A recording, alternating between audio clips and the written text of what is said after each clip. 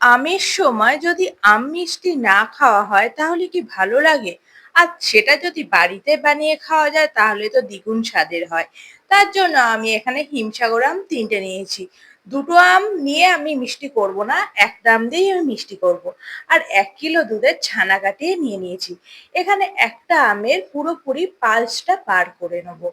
আটিতেও অনেকটা পাল্স থাকে, তো আটির পাল্সটাও বার করে নেব একটু টাইম নিয়ে। তো এখানে একটা আমের পাল্স আমি পুরোপুরি বার করে নেব। দেন এইভাবে পাল্সটা আমি বার করে নেব। আর একটা আম দিয়েই কিন্তু আমি মিষ্টিটা করব। আর ২ টো আম রেখে দিয়েছি খাওয়ার জন্য। তো একটা আমের পাল্স নিয়েছি আর ২ চামচ মতো ছোট চামচে চিনি দিয়ে নিয়েছি। গ্রাইন্ডারে আমি একটু ব্লেন্ড করে নিচ্ছি। আর ১ কিলো দুধের যে ছানাটা কাটিয়ে রেখেছিলাম সেটাকে আমি ভালো করে হাত দিয়ে ম্যাশ করে মেখে নিচ্ছি। একটু ডলে, ডলে মেখে নেব। যাতে ছানাটা খুব স্মুথ হয়। আশা করি ভিডিও দেখে বুঝতেই পারছো ছানাটা খুবই স্মুথ হয়ে গেছে। এইভাবে আমি ছানাটাকে ভালো করে মেখে নেব। আর আমের পাল্সটা আমি ২ চামচ ছোট চামচে ২ চামচ চিনি দিয়ে গ্রাইন্ড করে নিয়েছি। তো একটা কড়াইতে আমের পাল্সটা দিয়ে দেবো। আমের পাল্সটা আমি একটু শুকিয়ে নেব।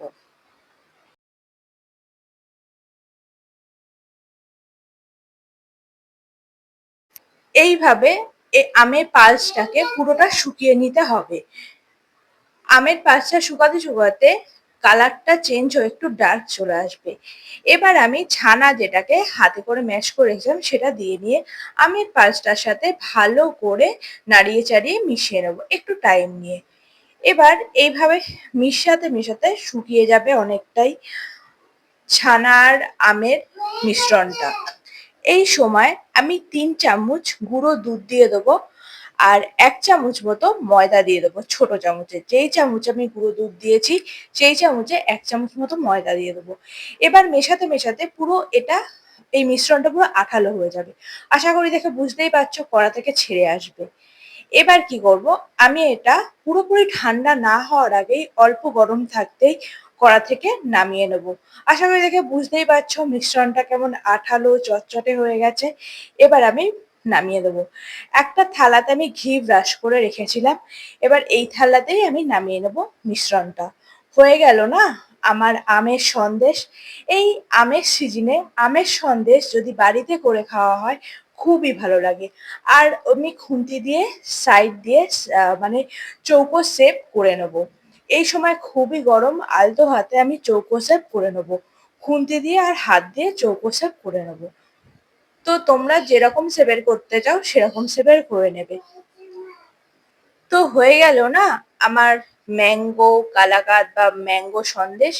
এই সন্দেশটা খেতে দুর্দান্ত হয়, সিরিয়াসলি বলছি। তো আমি ওপরে একটু গার্নিশ করার জন্য কিছু পেস্তা আর ৪-৫টা কাজু নিয়েছি। আমি রাফলি চপ করে নেবো, একদম কুচো, কুচো করে নেবো।